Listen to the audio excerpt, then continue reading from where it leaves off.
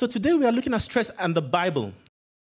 So first question I have, is stress management relevant for Christians? Can I have someone who can help me go around with the mics for anybody who wants to make an answer? Somebody volunteer for the mics? Was Nita volunteering before? So help with the mics?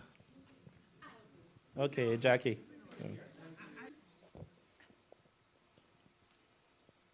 Is stress management relevant for the Christian? I personally think that it is necessary. Stress management is necessary because if you don't take hold of something that is troubling you or worrying you, it will escalate physically, psychologically, emotionally. If you don't take hold of it, if you don't learn how to manage, when you got a problem, if you don't know how to manage it, it will escalate. So if you don't know how to manage your problems, it will escalate. Yeah. And that's true. As long as we are humans, we will always have people, even Christians, who struggle with stress. It's no different from physical difficulties. Do Christians suffer with physical problems? Physical health problems? Yeah. Right. But does that mean that they don't have faith? Yes. Sorry, so you said yes?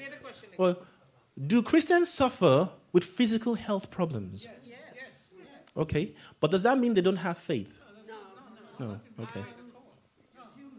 They're right. human. So can Christians suffer with emotional health problems? Yes. Right. And something that is important, something that is very important for us to acknowledge and accept, because if as a church we can acknowledge and accept it and not stigmatize it or look at the person as a lesser person, people can speak up. People can come for support and help.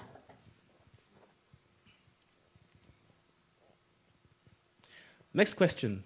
Can stress make us miss out on heaven? Can stress make us miss out of heaven? Okay, we got some not at alls. We got I don't believe that. We got Kenisha. Wait for the mic, please. Kevin, will the mic reach him? I believe it can. It depends, because some people become so stressful that they lose courage. You know what I mean? And when you lose courage, you lose believing in God, and then they just give up. Okay. So some people can lose courage out for being so self-stressful. Yeah. And that can affect their Christian life. Yes, okay. it can. Sister Louise, you said no. Do you want to give your reason? I believe it depends on... I don't need this. We need the mic because, please. I don't believe stress can make you miss out on heaven at all, because it depends, if you can, as my sister was saying here, if you can cope with it, and it depends on whatever stress level you're going through. So you could be going through stress, but at the same time, you could give it to God, who can, make you able to deal with it in a more positive way. Okay, so God can help us deal with stress. Exactly, yes. But can someone who's a Christian struggle with stress and not be able to cope with it because they haven't learned how to give it to God? Right. Brother Lauder, you wanted to say something. You said, of course. Can you repeat the question that you Right. So the idea here is, Sister Louise is saying, she doesn't believe that Christians who suffer with stress, that stress can make you miss out on heaven. I because think that is correct. Okay. Because you can talk about your difficulties to people and learn how to cope and ask God to help you to cope. Right. But what I'm saying here, asking then is, can you have a Christian who hasn't learned how to actually give the problems to God? Oh, yes. I mean, and not learn to cope. That is understandable, because when you're a Christian, not all of us are at the same spiritual level at the same time. So someone that is more experienced as a Christian can handle things much better than someone who's just coming in the faith. Okay. In fact, someone could be in the church for a number of years, but because of their spiritual ability, they're not able to cope as someone just coming newly, but because of the time they spent with the Lord, they're more developed. It's a possibility, yes. Okay, right. So it's possible. Yes. And this is the thing why, I don't know if you heard some years ago of a pastor who committed suicide. The pastor who committed suicide. And when that happened, I was thinking how sad that he probably had nobody to reach out to because his position as a pastor has this image that he should be well connected and not struggle with stress. But the truth is, many of our pastors struggle with stress, stress-related issues. Yes, Sister Louise. Can we be going through stress without knowing that we are actually experiencing stress? Yeah, that's a very good question, and it's something that we're going to touch on today too. Can we be going through stress without actually realizing that we are going through stress? Can good stress management skills influence your relationship with God?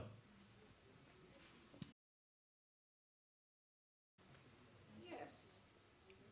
Okay, good. Can it influence your relationship with other people? Right. So then go to that question again. If good stress management skills can influence your relationship with God or other people, then it stands that stress can make you lose out on heaven. Good stress management skills can influence your relationship with God. So which means if you didn't have good stress management skills, can it influence your relationship with God? We're not just thinking about stress. We're thinking of So let's go to the definition of stress. Now I'm looking at emotional stress here. Because stress can have so many definitions.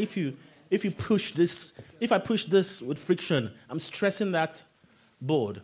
If I break something, I'm actually stressing that thing. So stress can have so many definitions. But I'm looking at emotional stress here.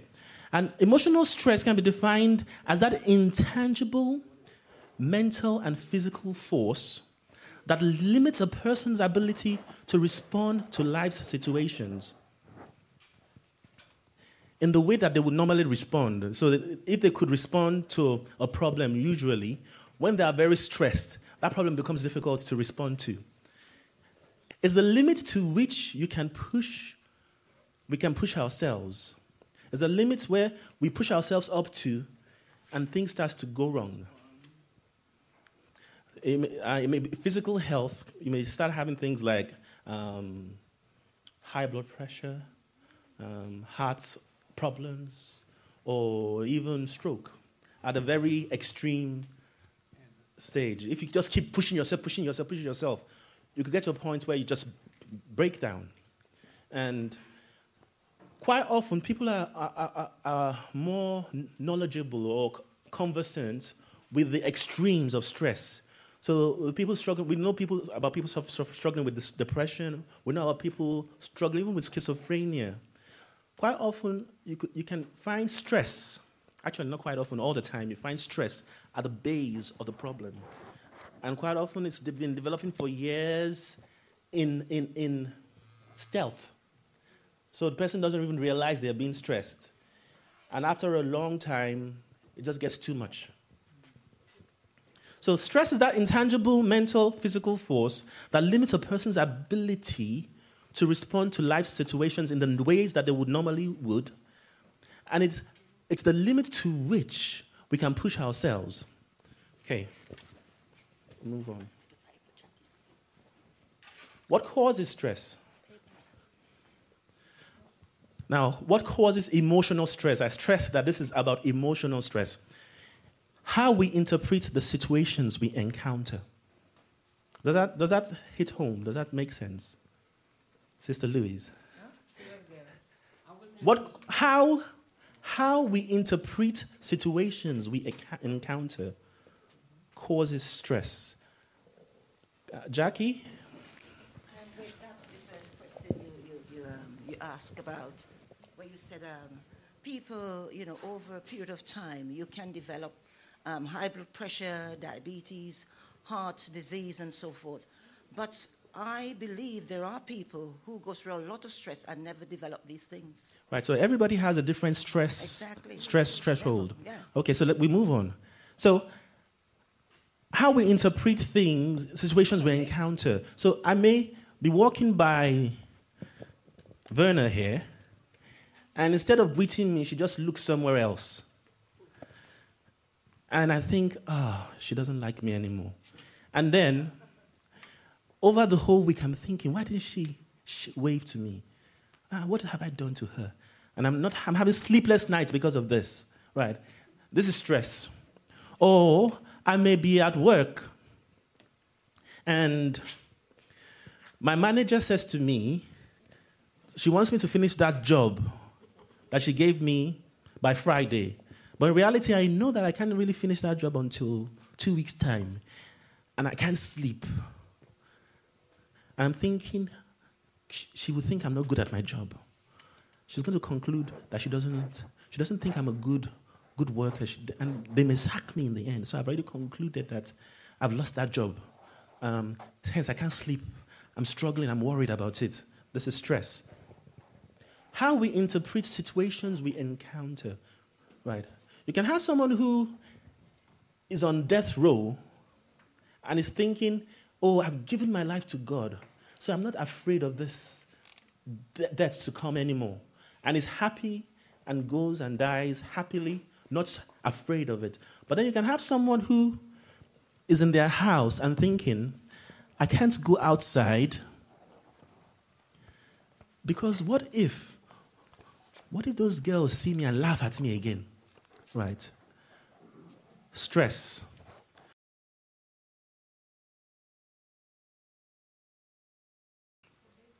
So it's a product of our thinking, a product of how our minds interact with the world around us. What does Proverbs 23:7 say? The first part of it. As a man thinketh in his heart, so is he. As a man thinketh in his heart, so is he.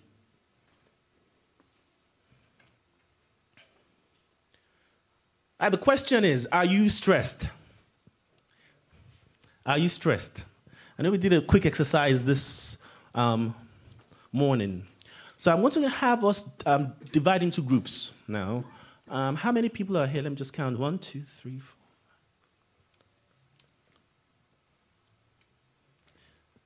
So if you can have 3 groups, just have 3 groups. And I'm going to share out these. I've got here stress cards. So what I want is for you to test within yourself what your level of stress is. Right. If you don't want to take part in this, say so. You don't have to. Right.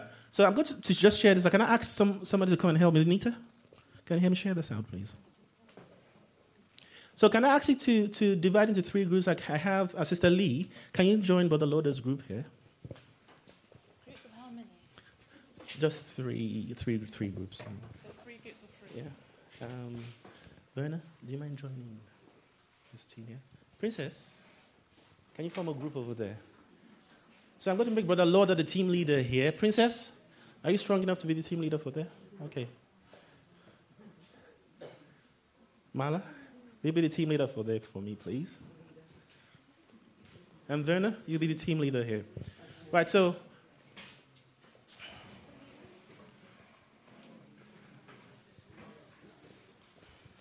what I want you to do, to have a chat within yourselves.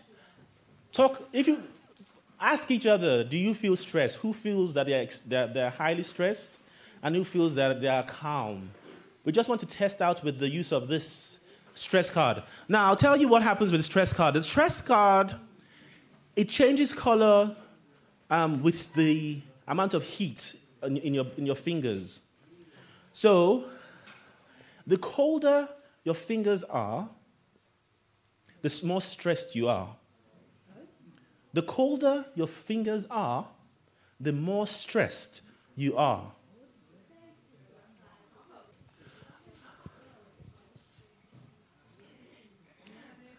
I walk through the instructions with you. The colder your fingers are, the more stressed you are. Right. So the warmer your fingers are, the more calm you are. Right, so the different colors. Blue. If it's blue, you are totally calm. If it's green, you're calm but slightly stressed. If it's red, then you are verging on being stressed. If it's black, you're totally stressed. Okay, Desmond wants to say something. I'm just asking Wally, did the one card do for all? Yeah, it's reusable. Okay. So if it's blue, you're calm. Can everybody say that with me? If it's blue, you're calm. If it's green, you are slightly stressed. If it's red, you are moderately stressed. If it's black, you're overstressed. I can't write it down over here. The mic. Okay, can everybody repeat what I said to me? If it is green, if it is red, not everybody's answering to me, okay? If it is blue, if it is green, if it's red, moderately stressed, and if it is black, you're highly stressed. Okay. If it is black, just the reason. So, hold it properly. Brother Wally, mine was black. That means you're highly stressed. So that's... No, that's not. Green. You're calm now. Green, slightly stressed. So it's kind of a mixture of green and blue. So slightly stressed. Princess, slightly stressed at the moment. Because you're stressing me out. I want it to come back to normal. Just slightly stressed. Desmond, what was that? You have to You have to hold it like this. Just hold it. Yeah, hold it tightly. And let go. Let go. Are you for it? Black. It was black already? Yeah. It was black before I got it? Yeah. It will change if you are not stressed, you see. It will change. It will change to it remains black. No, it's changing now. So just put your finger on it. It will change whatever color it is. Okay. So that's a mixture of my color and yours. That's great. No, So you're red. my own color. So just put your finger. Go on. You don't have to wait. You don't have to wait for it to go back to normal. Just put your finger. It will do your color straight away. Then let go. Then let go. So it's black. I tried the other one. Go ahead. I tried the look. No, don't have to wait. Just put your hand. Yeah, just put your hand on it. Go on. Mine has Show your been color. black. It's been black. It's bluish green. So yeah, just slightly, very slightly stressed. Believe it. Have you had a go? That's the one. Have had a go? I'm highly stressed. Let go. Okay, let go. It's going I black. didn't even know I am. So there's a mixture of. It's close Is to that black. true? I don't It's close believe to it. black. Brother Wally, is that true? I don't believe It's it. true. It is true. Yeah. I'm joking because I'm highly stressed. Okay, is everybody getting through it? All this while. All you just do is do that. And there you go. So I'm slightly stressed according to that. Just hold it. You just hold it once. It changes color immediately. And let go. And that's it. Let go. Let go. So she's stressed, it says. Oh, you're black. You're highly stressed. And then let go. So blue is kind of between blue and green. Very tiny stress. Jackie? I am not stressed. Let me see. I'm not. I'm not. I'll prove it to you. Let me see. Okay. She's It's black. red. Is it? Hold it properly. Mine is green. She's so stressed about not being It's stressed. red. So yeah. I am not Just stressed. almost stressed. Almost very stressed. I'm not stressed. You're stressed about not being stressed. I'm not stressed. Shut up. Okay, can I just ask, where's Jackie? Nita. Can you help me collect my stress cards back? Collect every single one back, please.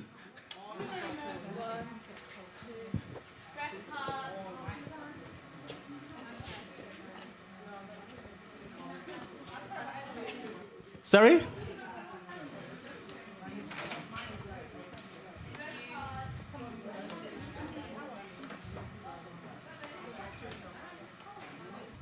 No, you see, it measures very tiny changes in temperature. It measures very tiny changes in temperature.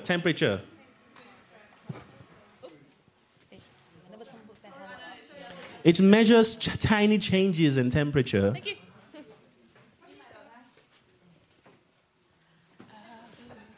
Okay, so we can go back. We can just actually stay in your groups. Stay in your groups. Stay in your groups. Okay. So we've just done the stress cards. All right, so this is a stress continuum. Now, just following the colors that we're just using there. So at the very calm end, there's a very calm, and then there's the toxic stress. Notice I use the word toxic stress. There's a degree of stress that is healthy. There's a degree of stress that is healthy. As long as we remain, can you see my mouse? As long as we remain in that balanced zone. Can everybody see? Okay.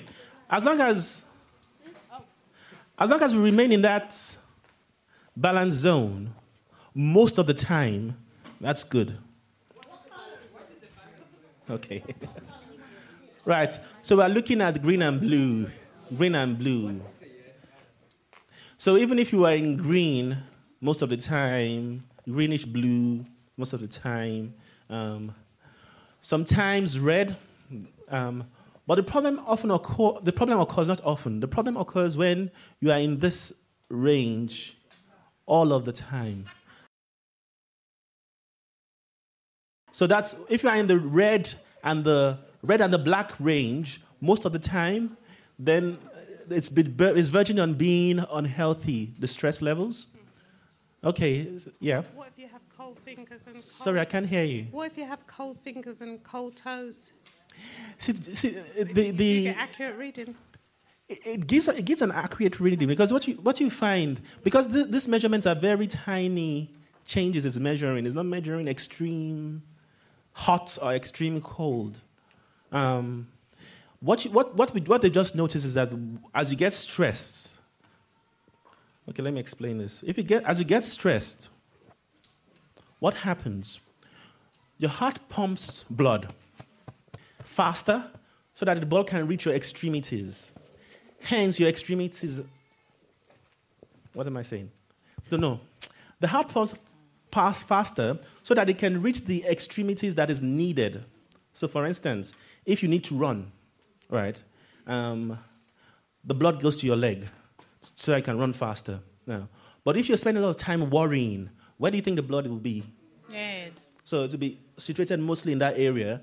Hence, the hands, any other places the blood has been deprived of resources.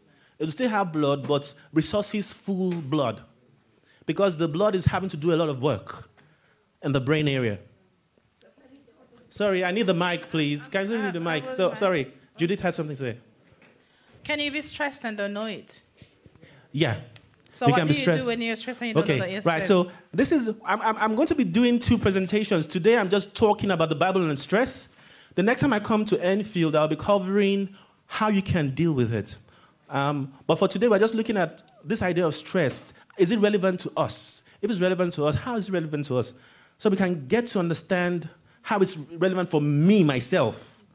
This is what's important here. That's what we're trying to do. So, Mala? When you said the blood goes to your mind, is that when you get headaches causing stress? Sometimes, yeah. Sometimes it may cause you to get migraines. So it's not like the blood is going to your head. It's just that you're having more resource-filled blood working more around the brain area. Okay, is there any more questions? No more questions for now. Right, so what we want to do is try and work towards the balanced zone as much as possible. Right. In reality, life will push us in a place sometimes that we are there in its toxic stress. Okay, let me talk about this one. I don't know if it's a good example here, but I'll use it because Jesus is our example. When he was in the Garden of Eden and was sweating blood, Garden of Eden, Garden of Gethsemane, and was sweating blood, and it was saying, Father, let this cup pass over me, but thy will, not my will, be done. Was he stressed? He was highly stressed at that point. So he was human. He was human. So situations will occur in our life that could push us into that highly stressed zone, and we need to just acknowledge it. Actually, if you acknowledge that, okay, you may have high stress, you have a better chance of recovery because you can do something about it.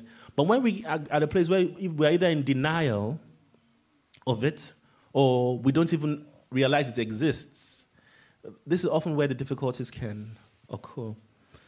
Okay. So a degree of stress is healthy.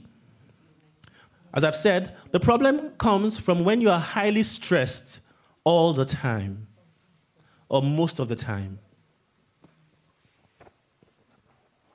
Right. What is your stress color? Here, I'm going to... this color is different from the color we had on the stress cards, yeah.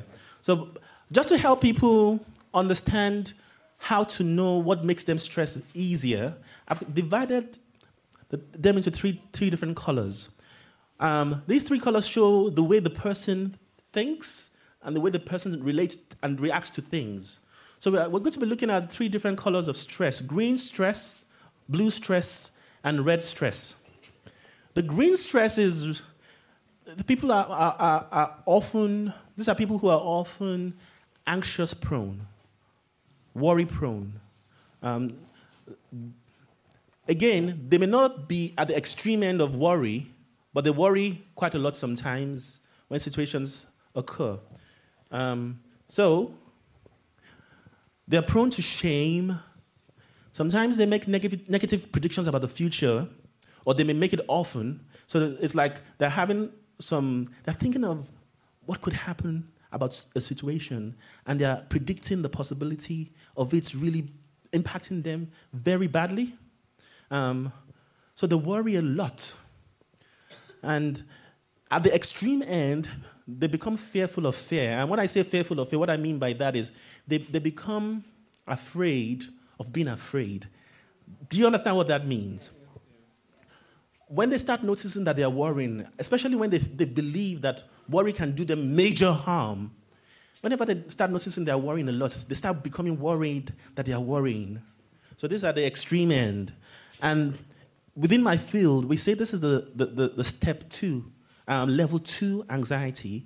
And it's quite difficult to get out of that once you hit that zone, because you start concluding that something is wrong with you, something that you don't feel very normal, you feel very different to everybody else, that this pattern of worrying, this behavior that you have with worrying, means something is really, really wrong with you. So, as I said, they worry about fear, they worry about worry. They avoid things on a regular basis. And by avoid things, I mean, rather than take risks, they struggle to take risks because they fear the outcome. But if, truth be told, most successes that has happened to anybody, the person would have had to take some risk along the line. If you want to get A grades, you have to take an exam. And taking an exam, you're taking a risk that you could fail it. Yeah? Right. So, people with green stress would avoid things for fear of the possibility of failure, the possibility of being hurt. So they won't go into a relationship. They go into relationships because they feel they're going to be hurt as a result of this. They may struggle to change jobs. They will stay in the same job though they don't like it. And they won't look for another job because they fear the possibility that it's just probably going to be worse. So there's a prediction of it going wrong. There's a prediction of everything going wrong. And they procrastinate a lot.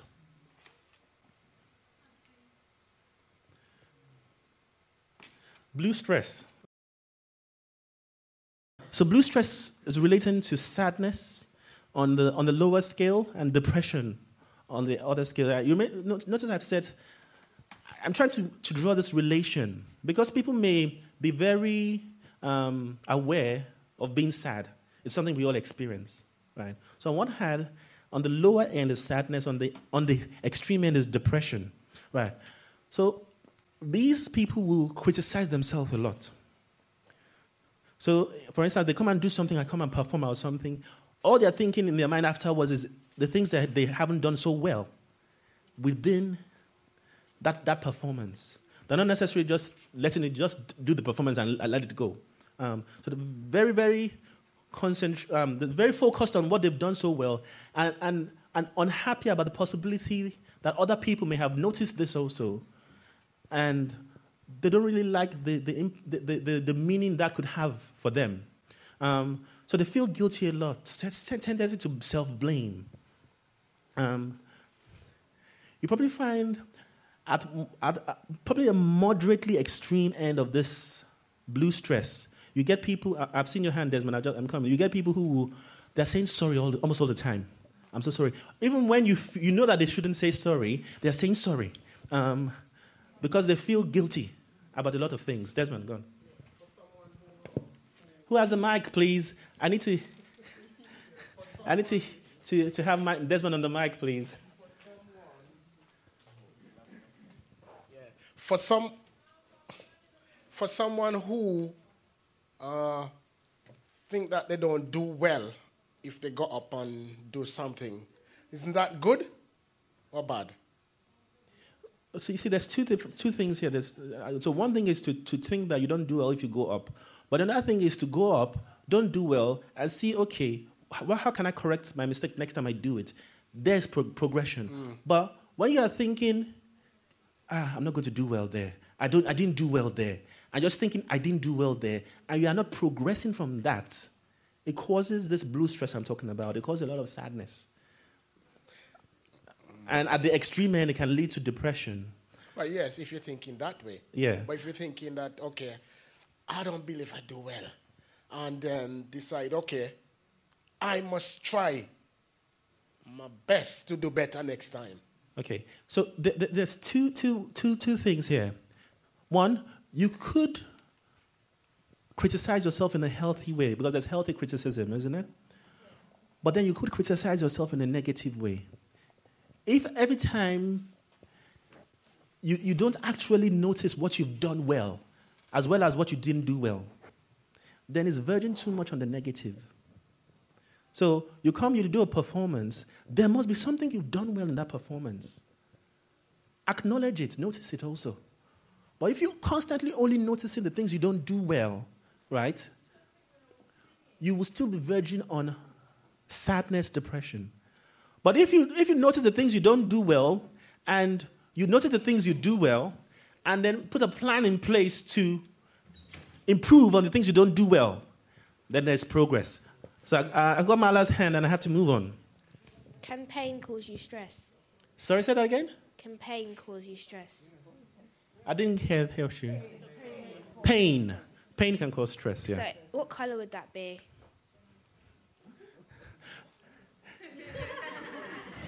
Depends on what kind of pain you're going through. You see, if you're feeling frustration, and that's kind of going close to anger here. So that will be red stress, which is what we'll be talking about later. If what you're feeling is you fell down and broke your leg and you're feeling physical pain, it's something totally different.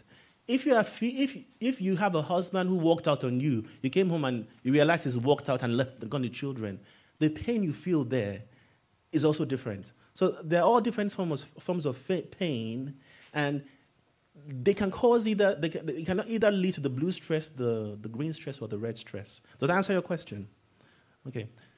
Right, so the blue stress causes us to ruminate. What I say by ruminate is we're always thinking of past events that we have not done so well, or past events where we have lost out on something, or past events where people have hurt us or harmed us, and constantly just thinking about this. Thinking about this, looking about this, it can rob us of our joy, can rob us of our happiness. So that often is, you find in the extreme end, where people are constantly doing it. But those who are probably in a lower, less extreme end will do that occasionally. Okay. And then the last color is the red stress. Right. This is anger. So we got anger, we got irritability. So I would say maybe on the lower end, just being irritable. On the higher end, very angry, being angry. So you find people are very impatient. They're also prone to feeling ashamed. So if they do something that makes them feel ashamed, it's very difficult to bear. Some will react by running away from it. Others will react by actually fighting. If, for example, somebody is looking at them funny, what are you looking at me for? Because they feel under pressure. So under this particular type of stress, people can be very short-tempered, increasingly critical of others. And quite often, I walk around, even in church, and I think this is probably one I see highly, a lot of it in church. So we go to different meetings and sit down with people. People are often critical of the other person who they feel is a lesser Christian. The lesser person is always not doing the right. Quite often, I wonder, when you are talking about what that person or other people are doing, where do you put yourself? Where do we put ourselves? Do we feel we are holier than them? But often, rest stress is at the base of this way of thinking. I think one thing about the rest stress is that at the very extreme end, it can make you very cold and not empathetic towards other people. And I have to say, we are all guilty of this. Have you ever been in a quarrel? In a quarrel. Have you ever been in a quarrel? Can you put your hand? I want to see you. Have you ever? Oh, Sister Lee, you haven't been in a quarrel? I'm talking about misunderstanding. Quarrel, misunderstanding. Have you ever been in a quarrel to the point that you really, really, really felt angry at that person? Yes. Okay, it's good. I've got humble Christians amongst us, so we can all own up to it. Then the Bible talks about being able to confess our sins one to another. This is where we grow. Right.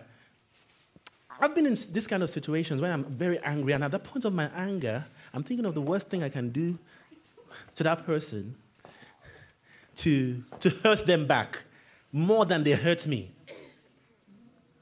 Can somebody experience that situation where you're feeling somebody's done something? Maybe all they did was to eat the biscuits out of the fridge.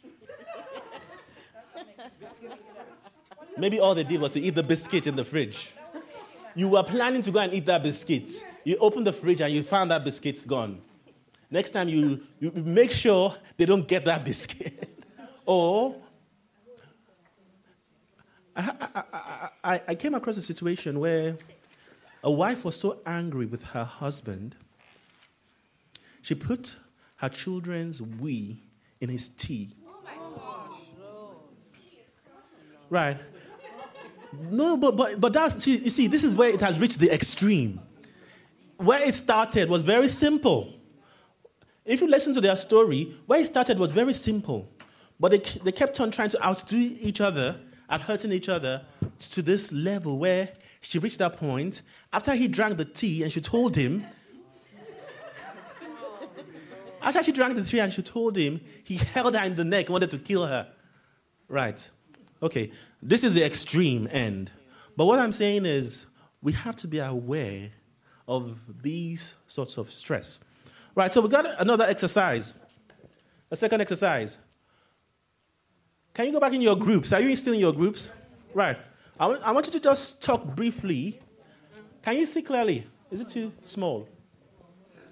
Can you see on the board? Bring it up some more. Kevin, can you enlarge this? Can you enlarge the without actually doing anything here? Actually, you can, but I can't do it actually.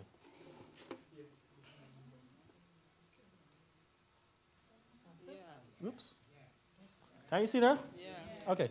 Right. So, go into your groups quickly. We don't have that much time. So, go into your groups quickly. Let's talk about these three different forms of stress. Try to figure out which one you fall into most. Some people will find that they see themselves in all three. They see themselves in all three. And I let into one truth. These three colors make the foundation for any mental health problem. Because if you look into any mental health problem and you follow them down to where their problems start, you will find any of these ones. You may find 3 of them, you may find 1 of them. But if you have mental health difficulties that has gone to the point where it's giving you problems and you're having breakdowns, you're having panic attacks, you're having difficulties, these 3 colors will be present. And in reality, every single human being, as long as we are on earth with immortal bodies, we have ourselves, we can see ourselves in some of these. Sorry? Right. So, quite often when I'm working with people, those people who don't see anything to match themselves in there often are in the red stress. See, quite often, those people who don't see themselves, who don't see anything that they can relate themselves to, they're often in the red stress zone. Because people, you see, people who struggle with anger, even if it's mild anger, they don't tend to see that anger. They don't tend to see how it's impacting other people. They can't see it. But other people see it, but we can't really talk you can't even talk about it, right? And I have to say, 100% of the time, when a client has come to me with stress-related problems and they feel they don't have a problem, I see all those traits all the time. So if you're looking there and you're thinking you can't really see it, I would like you to pay close attention to the red one, because you see, awareness is 99% of the way. You may find that sometimes you struggle with pains. You may find that you struggle with lots of colds, a lot of different type of minor illnesses, right? Stress can often be at the base of a lot of minor physical illnesses I'm looking at here, right? And I have a nurse with us here. She's nodding her head. Sorry? Because stress, it affects the immune system, and I will explain how it affects the immune system in a later slide. Right. So, can you go into your groups quickly? Have a talk about it. I want the same leaders.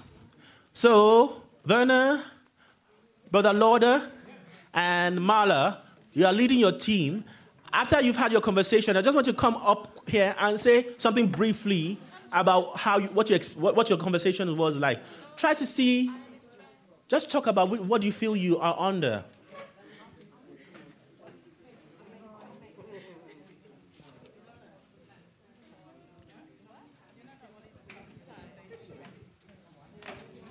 Right, we're just going to do this in 4 minutes.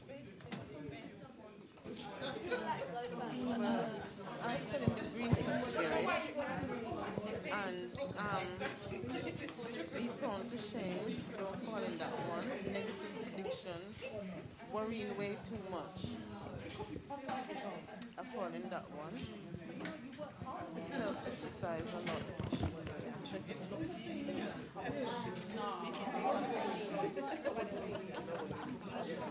No, I was saying I fall in the category of. We're doing it as a group or one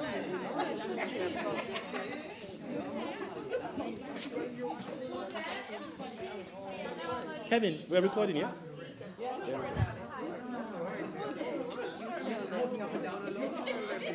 But I have my mic, eh?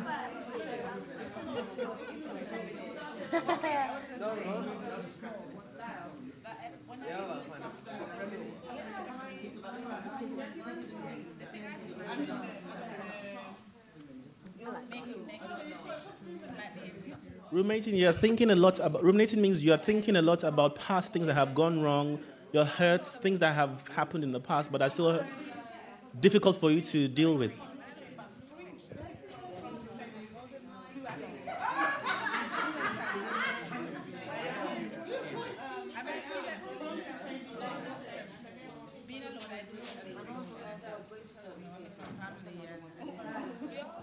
Claudette, I will place you with green. Green and blue, okay. Yeah, and people can be mixed, so, yeah.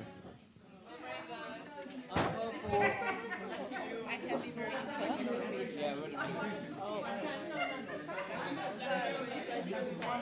I put myself in a bit of it. Green, I'm prone to shame.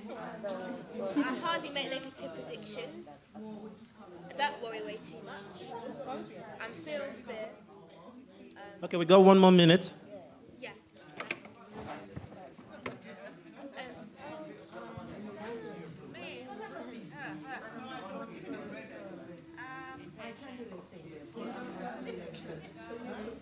Yeah, because we get patient at times. Yeah, I tend to. What's ruminate? Okay, so you don't have to be every single thing in that particular color. You don't have to be every single thing in that particular, as long as you have most of it. Ruminate means to think too much about past issues that have hurt you, that things that have gone wrong in the past, things that maybe like failures or people that have hurt you in the past. You're thinking a lot about it all the time. Not just when you're a child. It could be things that happened to you just last week, but you can't let it go. You think about it too much this week. Not all the time. So remember we said there's degrees to stress. So it doesn't have to be all the time that you think about it, but you will still find yourself in these colors,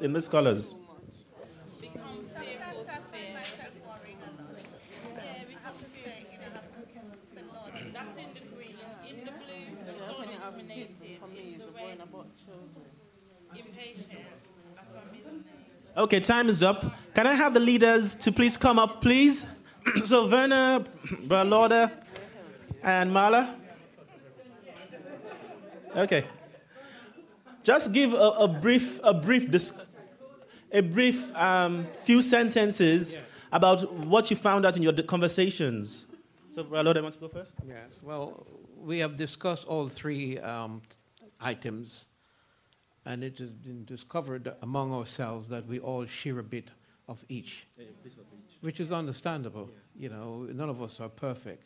You know, we all have our weaknesses and our strengths, but we are all aware that each of us in my group have a bit of every bit there.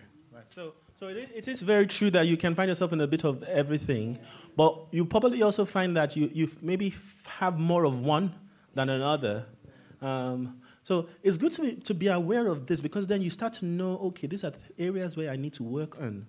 Because when these kind of characters start coming out of me, it's showing that I'm getting stressed. Because you will find that when you are less stressed and everything is going hunky-dory and nice, you probably don't have these as much.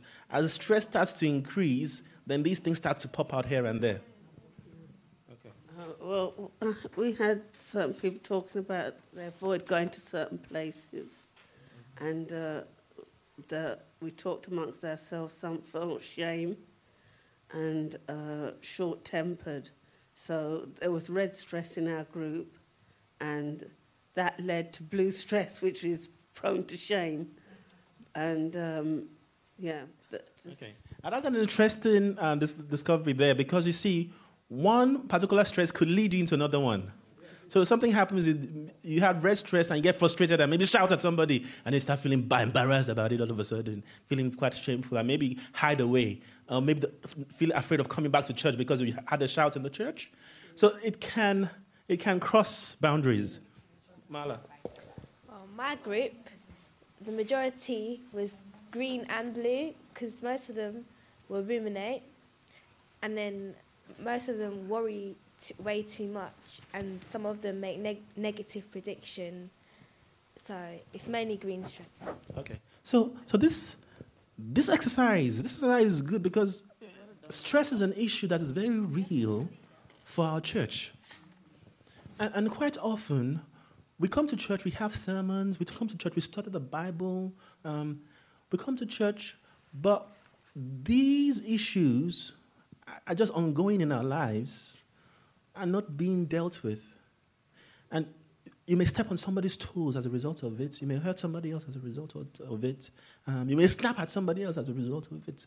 But when we talk about the fruits of the Spirit, aren't these the kind of things that the fruit of the Spirit tries to work against? Yeah? Right. So it's good for us to note these things. But not necessarily to note it and start thinking, oh, woe is me, I'm a sinner, right? But to think that, okay, God wants to educate us, right? God wants to take us from where we are to a higher place.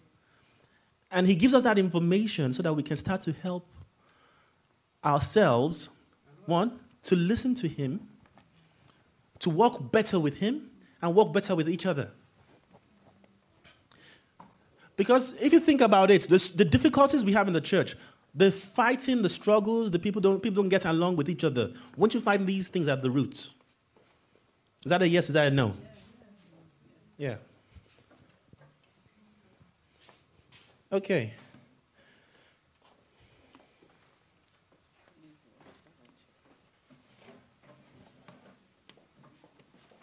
Right, we'll go back to our first question then. Oh, right. Can stress make us miss out on heaven? No. My group is, and I say no. Can stress that is not dealt with make you miss out of heaven? Yes. Exactly. So stress can make you miss out on heaven. So you have to note it and deal with it. This is the point. We have to understand, yeah, we're talking about deal with it. But stress undealt with can make you miss out on heaven. Not because stress is the one making you miss out of heaven, but because stress is influencing you not to be able to allow God to be in control. If you don't identify it.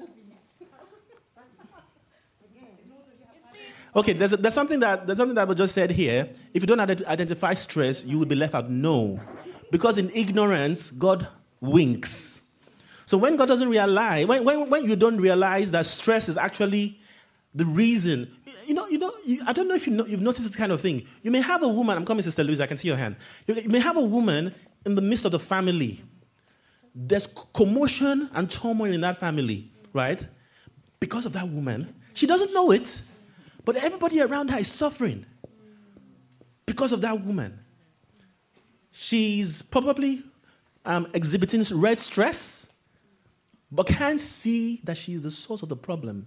But she believes everybody around her is the source of the problem. What if you refuse to identify the fact that you are being stressed? Because there's a lot of people, particularly bosses, they refuse to identify that they are being stressed. Yeah, because they've got this superior persona.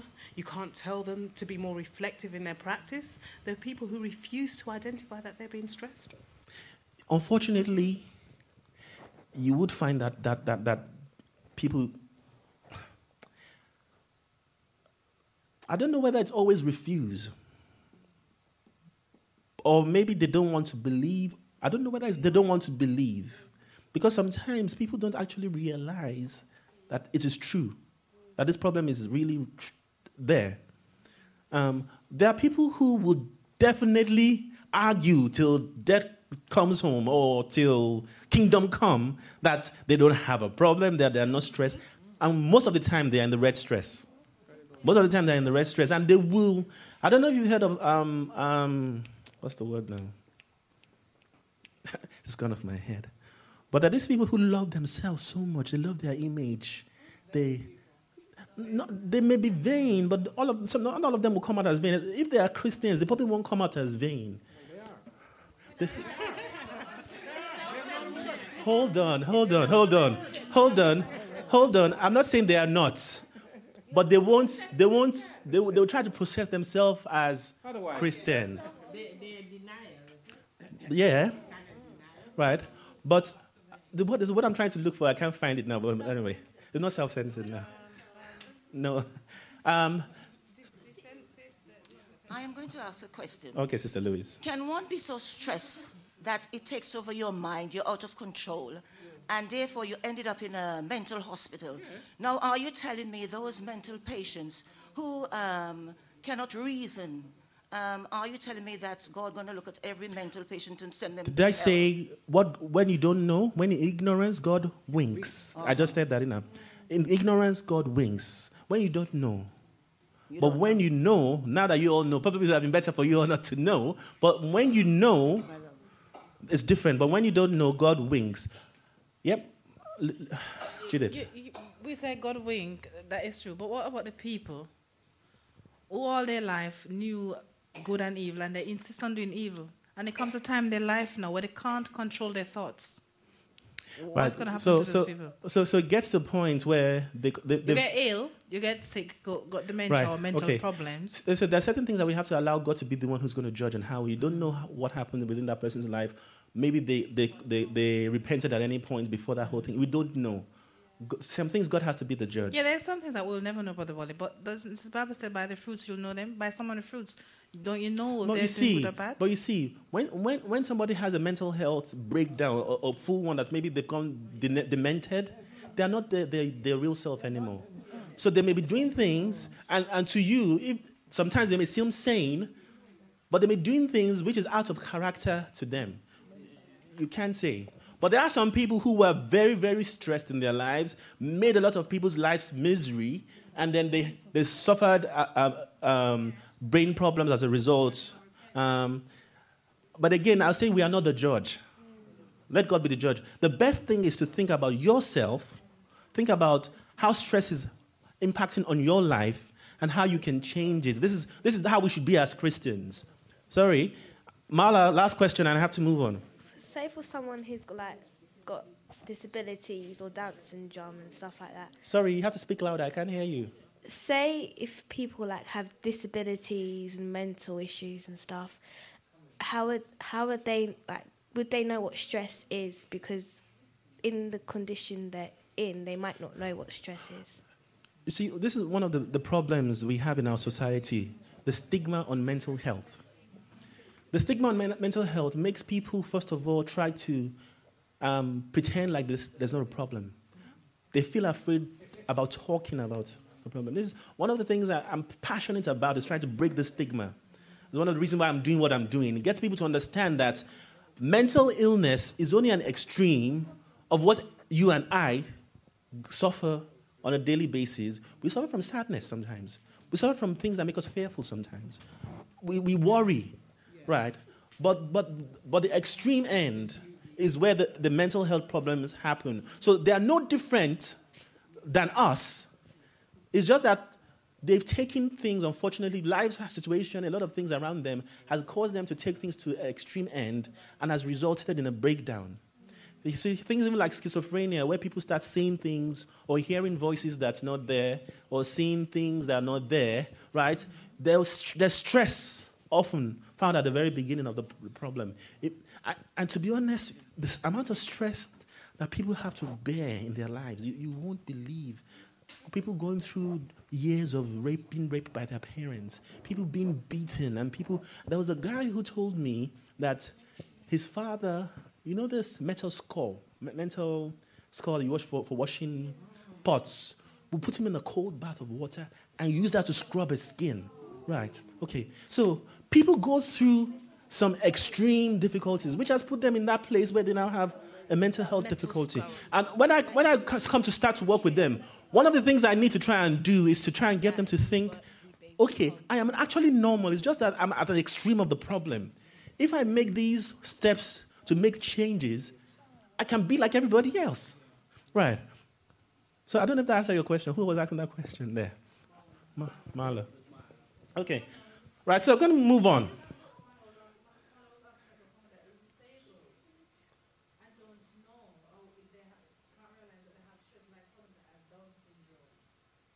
Yeah, so what's the question? I'm a bit lost.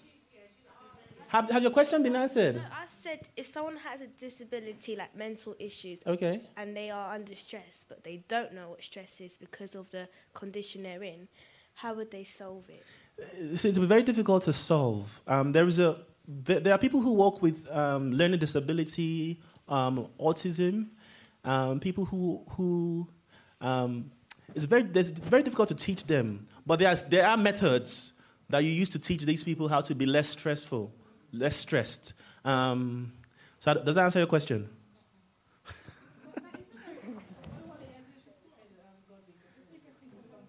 Okay, the secret things belong to the Lord. Let me just get some feedback quickly. Do people feel all this is relevant to them here? Are you making connections? Right. So has this been a useful talk? What, Judith? What did you say?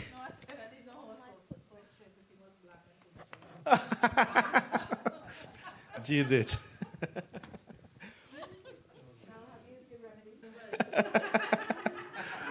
Okay, right, so how stress hormones affect us. The two main stress hormones I will talk about is adrenaline and cortisol.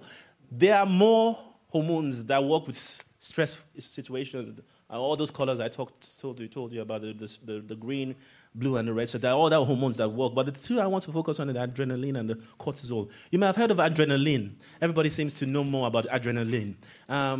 If you were to see a lion in the street, what would you do? Would you sit down to try and, what should I do? Fight or flight? I know we've got nurses within us, within our midst. Fight or flight? You fight it, princess. You fight it. I know.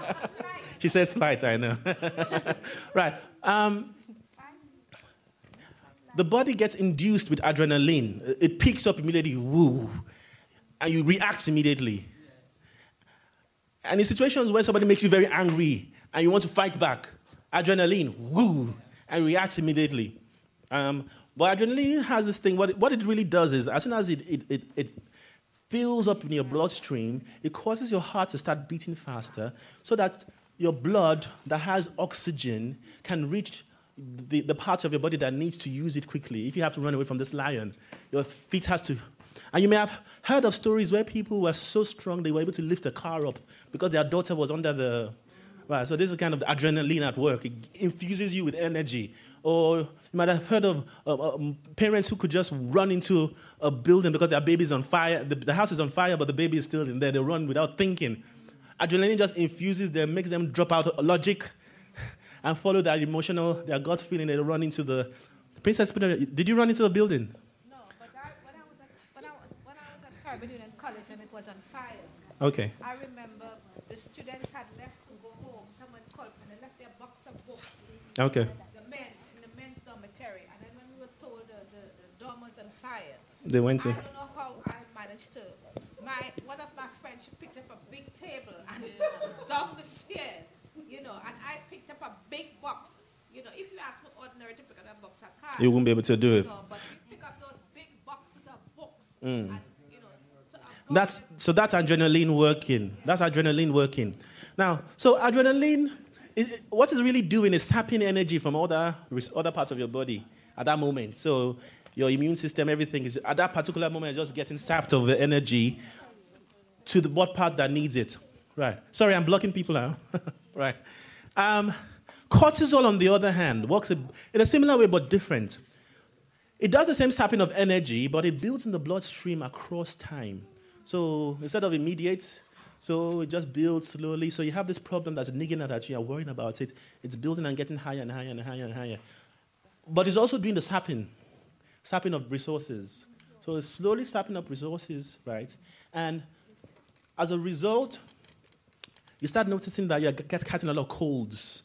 You're getting a lot of minor illnesses because your immune system is not just what the immune system Princess talked about. Because your immune system is no longer functioning as it should.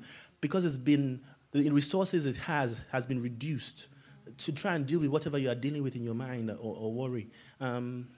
So this kind of situation, at the moderately extreme end, people start to actually shake.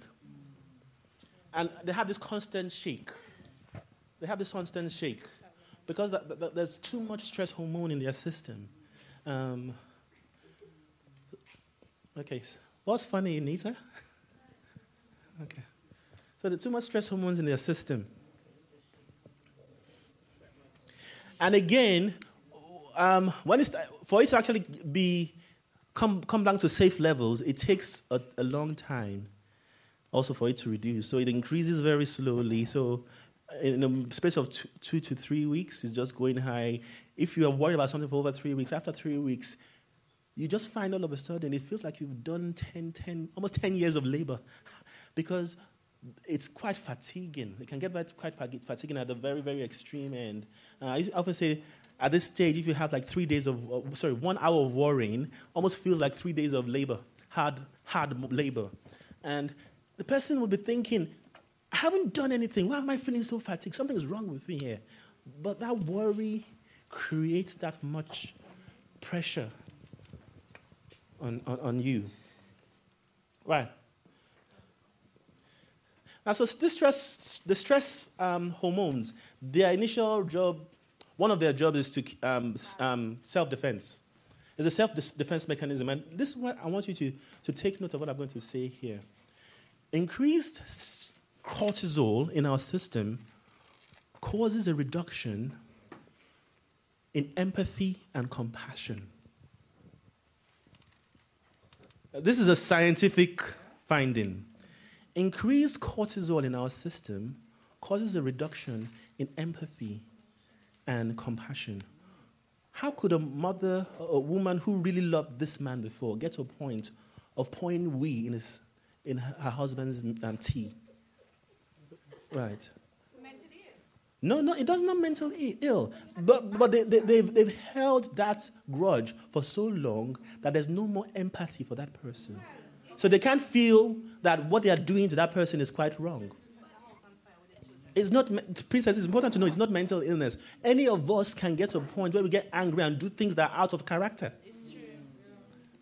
We get angry and do things that are out of character. We don't get angry and try to hurt that person that's hurt us so badly and do things that we won't naturally do when we're feeling empathy and compassionate towards them.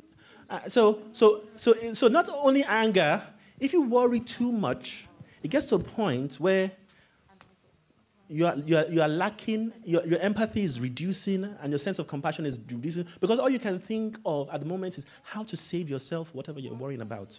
To the point that you have no interest at that particular moment in the welfare of others because you're so focused on getting out of your problem.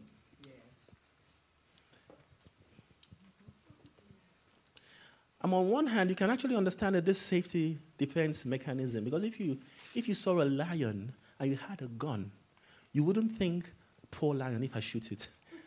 You shoot it. At that moment, no empathy for that lion that comes because you're trying to defend yourself because your body has been...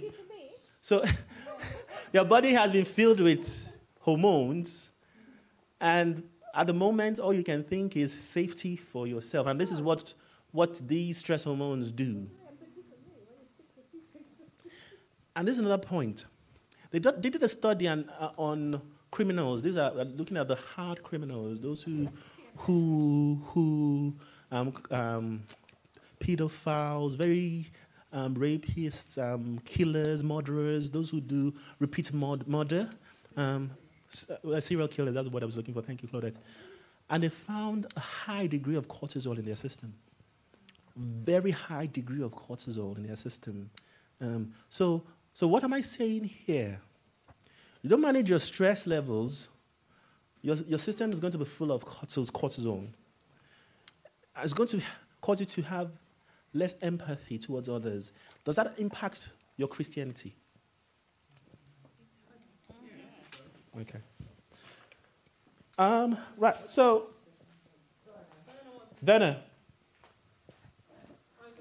Werner, go on.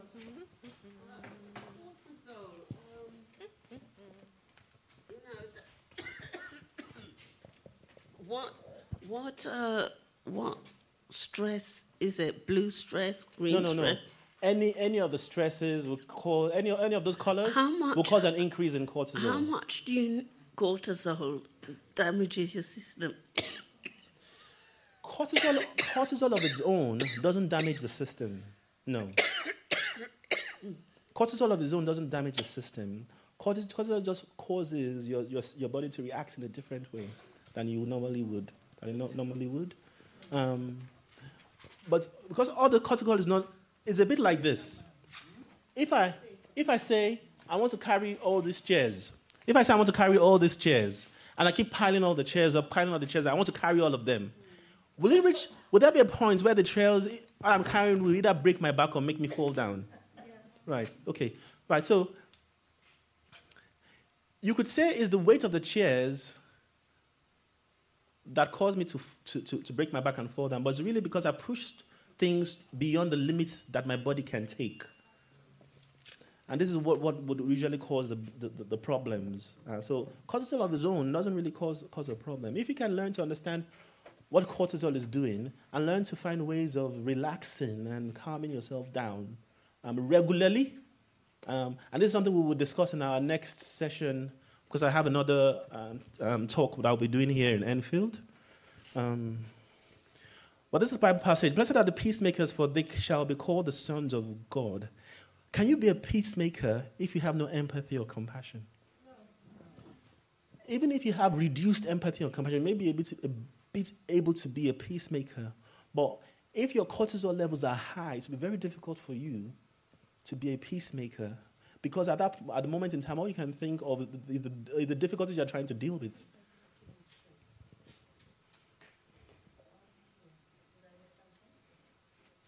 So the symptoms you can experience: increase in irritability. I think we've talked about this already. We've talked about these already. So let's go to the...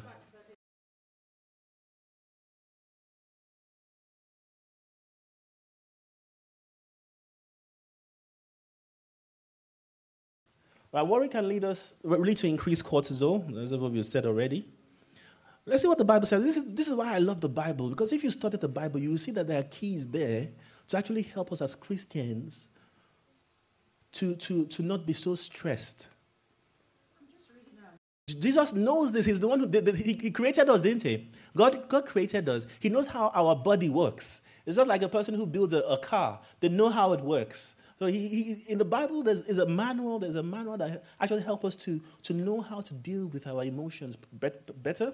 So don't worry about tomorrow, for tomorrow will bring its own worries. Today's troubles is enough. So today's trouble is enough for today. The next one. For God gave us a spirit not of fear, but of power and love and self-control. And I could go through the Bible. There's so many texts that you could find that where God is trying to call us awareness to this problem. Right? Okay, it's not spelled in black and white. This is stress.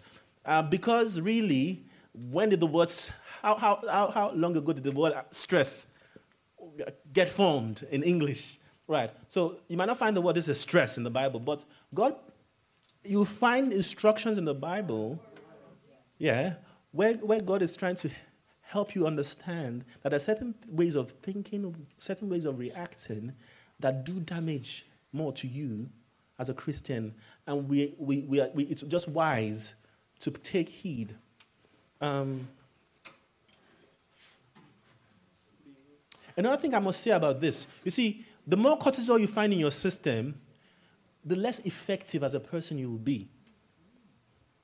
The more cortisol you find in your system, the less effective as a person you will be. Because, you see, it narrows your vision. You can only see with a tunnel vision. The more cortisol, and this is understandable, because if you see a lion, do you want to think about everything? You just want to think about escape. So your mind forces you to think about escape, right? So the more cortisol or adrenaline in your system, the more your brain narrows, and the less you are able to be logical. Hence, your ability to organize, to plan, to actually be resourceful diminishes heavily. And so when I'm working with people, it's one of the things I find they have so many problems they want to deal with.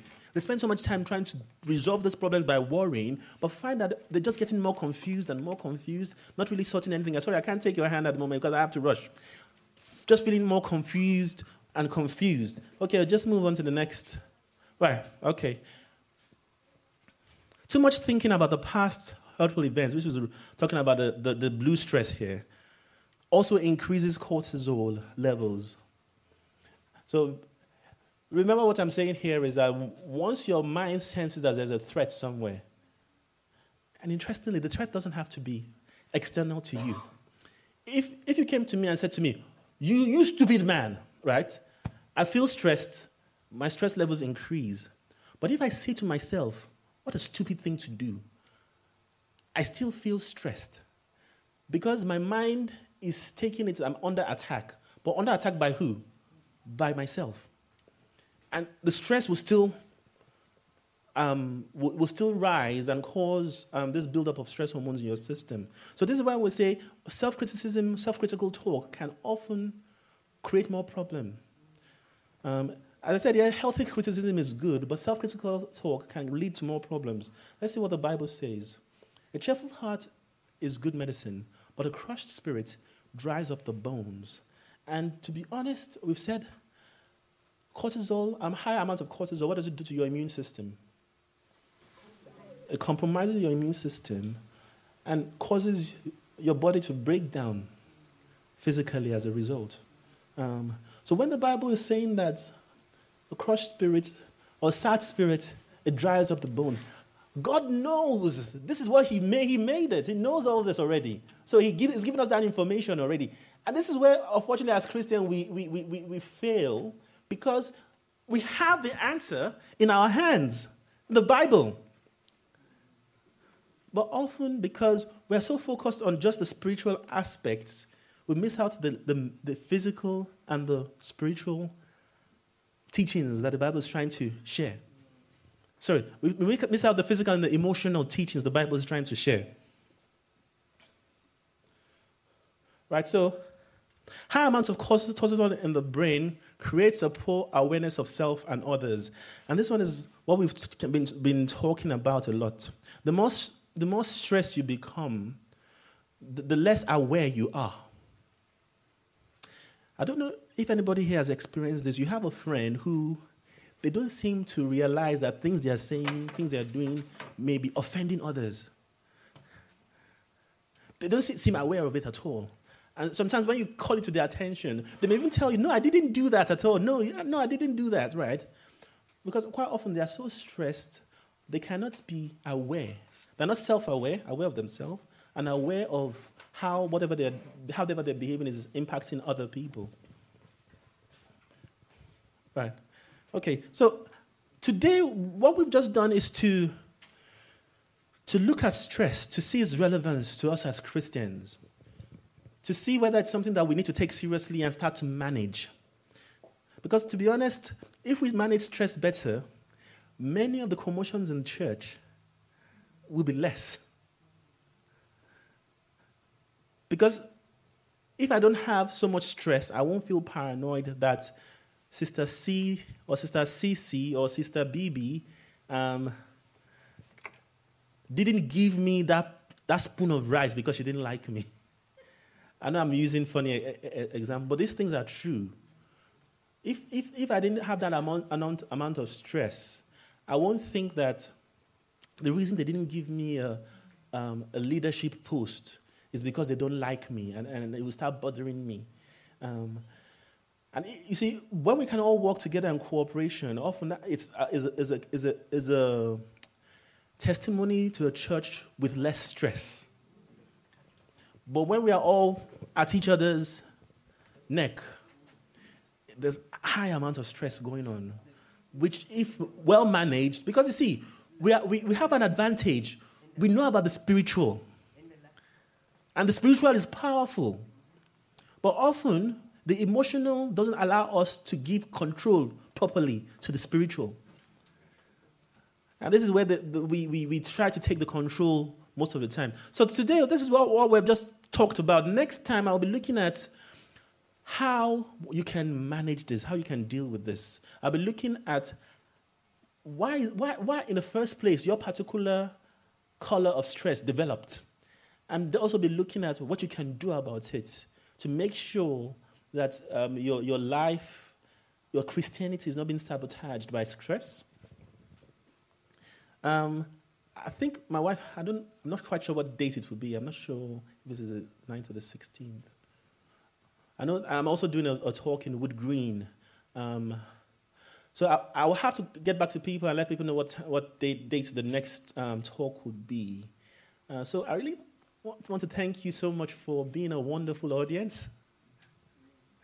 I know it's getting to the end now, right? Okay, right. Now, I like to end with this kind of notes. I want to hear from one person what you've learned from this and how it's relevant for you. Just one volunteer, please. Just tell him he's colourful. Stress therapy is colorful. Okay, something, I guess, Sister Lee? That was new to me. What was that? Sorry, say that again. Cortisol. Yeah, I didn't know the effects, how it had on the body. That was new to me. So I learned something this evening. Right. Stress is physically, emotionally, and spiritually damaging. That's what I learned. Right. So I have to repeat that because that's important. Stress is physically, spiritually, and emotionally damaging. Just to say, we don't want the next meeting to be too far apart. You don't want the next meeting to be too far apart.